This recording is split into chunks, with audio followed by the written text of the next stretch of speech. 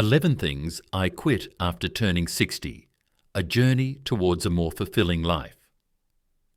As we journey through life, particularly after reaching significant milestones like the age of 60, it becomes increasingly clear that our time is precious, and how we choose to spend it can greatly influence our happiness, health, and overall well-being.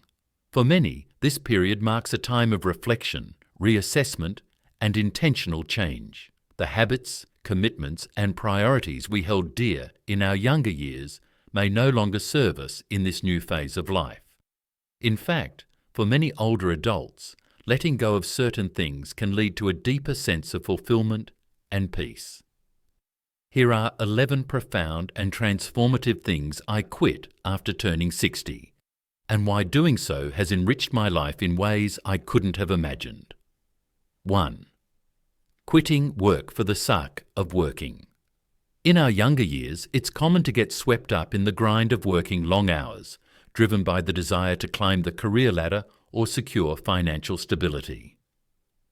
However, after turning 60, I realized that working purely for the sake of being busy or out of habit no longer served me. The constant hustle took a toll on my physical and mental health, leaving me feeling drained and disconnected from the things that truly mattered.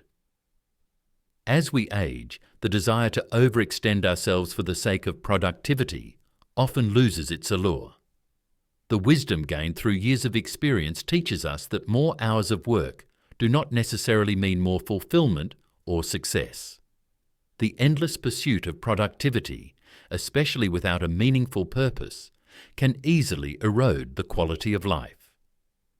Now, I approach work with intention. I ask myself, why am I working these extra hours? What purpose does it serve? If the work isn't contributing to a meaningful goal or passion, I choose to step back. I've learned that time spent simply enjoying life, pursuing hobbies, or spending quality moments with loved ones is far more valuable than endless hours behind a desk. This shift has brought a renewed sense of balance and fulfillment into my life. I no longer chase financial gain at the expense of personal well-being. Moreover, I have embraced the idea that true wealth in our later years is not measured by our bank accounts, but by the richness of our experiences, the depth of our relationships, and the peace we find within ourselves. 2. Quitting mindless spending. In our consumer-driven society, it's easy to fall into the trap of spending money on things we don't really need. For years, I bought items out of habit, or because I thought they would bring me happiness. But as I've aged, I've realized that material possessions rarely offer lasting fulfillment. Mindless spending often stems from the desire to fill an emotional void or keep up with societal expectations. We buy things to make ourselves feel better, only to realize that the satisfaction is fleeting. As I've grown older, I've learned to separate my needs from my wants and to be more intentional with how I spend my money. Now, I spend mindfully. I only purchase things that truly add value to my life or bring me genuine joy, whether it's an experience that enriches my soul or a product that improves my quality of life. I've learned to make more intentional choices with my money. This shift has not only helped me save financially, but it's also made me more aware of what truly matters. 3. Quitting stressing over the small stuff. Life is too short to spend it worrying about things that ultimately don't matter. In my younger days, I would get worked up over minor inconveniences, traffic jams, disagreements with colleagues, or even something as trivial as a missed appointment. These small stresses, however, add up, creating a constant undercurrent of anxiety. As I entered my 60s, I realized that many of the things I had once stressed over were insignificant in the grand scheme of life. I began to ask myself, will this matter a year from now? If the answer was no, I let it go. Worrying about things outside of my control only drained my energy and robbed me of the joy of the present moment. Now I've learned to let go. I embrace imperfection, focus on what I can control, and accept what I cannot. If a problem arises that's out of my hands, I remind myself that stressing over it won't change the outcome. This mindset shift has been liberating. It's allowed me to focus on what truly matters and to approach life's challenges with a calmer, more grounded perspective.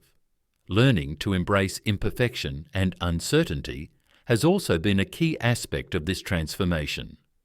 In the past, I would strive for everything to be just right, but I've come to understand that life is messy and unpredictable. Embracing this reality has brought me a sense of peace. 4. Quitting. Neglecting self-care. Self-care isn't selfish, it's essential. In the past, I often neglected my own needs in favour of taking care of others or meeting external expectations. But after turning 60, I've made a conscious effort to prioritise my own well-being. This doesn't just mean physical health, but mental and emotional health as well. I've started meditating, practicing gratitude, and making time for the things that bring me joy. I've learned that when I take care of myself, I'm better able to show up for the people I love and for the life I want to live. Self-care is about recognizing that you deserve to feel good, to be happy, and to live in alignment with your values. By prioritizing myself, I've been able to cultivate a deeper sense of self-worth and contentment. 5. Quitting overcommitting to others. In the past, I often found myself saying yes to things I didn't really want to do, whether it was attending events, helping with tasks, or even spending time with people I wasn't particularly close to. I did it out of a sense of obligation, not wanting to disappoint others. But in doing so, I often neglected my own needs and desires. Saying no has been one of the most empowering changes I've made since turning 60. I've learned that it's okay to prioritize my own well-being, and that saying no to others doesn't make me selfish. It simply means I'm being mindful of how I spend my time and energy. After turning 60, I realized that time is a precious and finite resource. I no longer commit to things that don't align with my values or bring me joy. I've learned to politely decline invitations or requests when I feel they will drain my energy rather than replenish it. By doing so, I've created more space in my life for the things and people that truly matter to me. This shift has also allowed me to approach my relationships with greater authenticity. I no longer feel the need to appease others at the expense of my own happiness. Instead, I focus on maintaining meaningful connections with those who truly add value to my life. 6. Quitting. Maintaining unhealthy relationships. Over the years, I've maintained relationships out of habit, even when they no longer felt healthy or fulfilling. Whether it was with friends, colleagues, or even family members, I often felt obligated to keep these connections alive despite feeling drained or disrespected. Maintaining relationships that don't serve your well-being is like carrying unnecessary weight on a long journey. It slows you down and exhausts you. After turning 60, I decided to let go of the relationships that no longer brought me joy or fulfillment. This doesn't mean ending friendships with malice, but rather choosing to focus on those connections that are mutually supportive and enriching. Now, I prioritize relationships that are based on mutual respect, love, and understanding. I no longer force myself to spend time with people who don't add value to my life or who drain my energy. Letting go of unhealthy relationships has been difficult, but ultimately freeing. It's allowed me to surround myself with people who genuinely care for me and uplift me. 7. Quitting. Neglecting my physical and mental health. For decades, I put my career, family, and various responsibilities above my own health. Like many others, I convinced myself that I'd get to it later. But turning 60 made me realize that later had arrived, and I couldn't afford to neglect my well-being any longer. The phrase, health is wealth, may sound cliché, but it carries undeniable truth. As we age, good health is the foundation for living a fulfilling life. Without it, even the simplest joys can become out of reach. In my 60s, I realized that staying active and maintaining a healthy lifestyle is not just an option. It's essential for a vibrant life. I've adopted a regular exercise routine. Simple morning walks have become my daily ritual. Not only do they keep me physically active, but they also offer immense mental clarity and emotional peace. Walking outdoors helps me feel connected to nature, clears my mind, and gives me the space to reflect on life. Additionally, it helps me combat the natural decline in muscle mass and mobility that can occur with age. It's not just about the physical benefits, though. Mental health is equally important. I've learned that taking care of your body is essential to enjoying life as you age. Good health is a gift, and it's one we often take for granted in our younger years. But now, with more wisdom and life experience, I prioritize my health as it allows me to live fully, free from the limitations that poor health can impose. In addition to physical activity, I've also incorporated practices that nurture my mental well-being. Meditation, mindfulness, and gratitude have become essential parts of my daily routine. These practices help me manage stress, stay present, and appreciate the beauty of everyday life. 8. Quitting procrastination on personal goals. As we get older, time seems to move faster, and the goals and dreams we once had can start to feel like distant memories. For years, I put off pursuing personal projects or adventures, thinking I'd have more time later. But turning 60 made me realize that later isn't guaranteed. I've stopped procrastinating and started taking action on the things I've always wanted to do. Whether it's learning a new skill, traveling to a new place, or simply finishing a long-forgotten project, I'm committed to making the most of the time I have. I no longer wait for the perfect moment, because that moment is now. This realization has reignited my passion for life. I've started setting small, achievable goals and working towards them with purpose and determination. Whether it's a new hobby or a long-held dream, I'm embracing the opportunities in front of me rather than waiting for a better time. 9. Quitting the fear of change is inevitable, and yet, for much of my life, I feared it. I clung to the familiar, even when it no longer served me, because stepping into the unknown felt too risky. But as I've grown older, I've come to see change not as something to fear, but as something to embrace. Whether it's changes in my health, relationships, or circumstances, I've learned to face them with curiosity rather than dread. Life is a series of transitions, and each one offers an opportunity for growth and new experiences.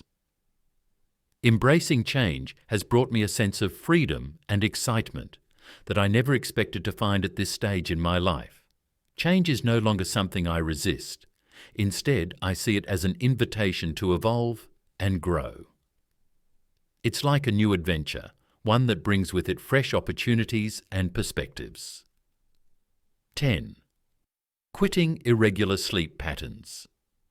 Sleep was another thing I took for granted in my younger years. I would often sacrifice rest for work, socializing, or late-night TV marathons. But as I've grown older, I've realized that poor sleep not only affects my physical health, but also my mood, productivity, and overall well-being. The importance of sleep becomes more apparent as we age. It's during sleep that our bodies repair and rejuvenate, and without adequate rest, we simply can't function at our best. I've made it a priority to establish a regular sleep routine. I aim to go to bed early and wake up refreshed, ready to take on the day. Quality sleep has become a cornerstone of my self-care routine, and it's made a profound difference in how I feel both mentally and physically.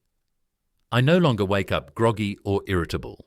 Instead, I start my days with energy and clarity, ready to make the most of the time I have. By prioritizing sleep, I've noticed a marked improvement in my cognitive function, mood, and overall quality of life. The simple act of giving my body the rest it needs has been a game changer. 11. Quitting. Comparing myself to others. As I've aged, I've realized that comparison is the thief of joy. In my younger years, I often compared myself to others, whether it was in terms of career success, material possessions, or even physical appearance. This constant comparison led to feelings of inadequacy and dissatisfaction. However, after turning 60, I've embraced the uniqueness of my own journey. I've stopped measuring my worth by someone else's standards and started appreciating the richness of my own experiences. I've learned that each person's path is different and that there's no one-size-fits-all measure of success or happiness. By letting go of the need to compare myself to others, I've found greater peace and contentment. I've come to appreciate my life for what it is, rather than what I think it should be based on someone else's accomplishments. Conclusion. Letting go of these 11 things after turning 60 has been a transformative experience. It's allowed me to live more intentionally, focus on what truly matters, and embrace the next chapter of my life with a sense of purpose and joy. For anyone approaching or already in this stage of life, I encourage you to reflect on what you might need to quit in order to live more fully. Your time is precious. Don't waste it on things that no longer serve you. Thank you for watching the entire video. If you find these stories inspiring and motivating, please comment 1.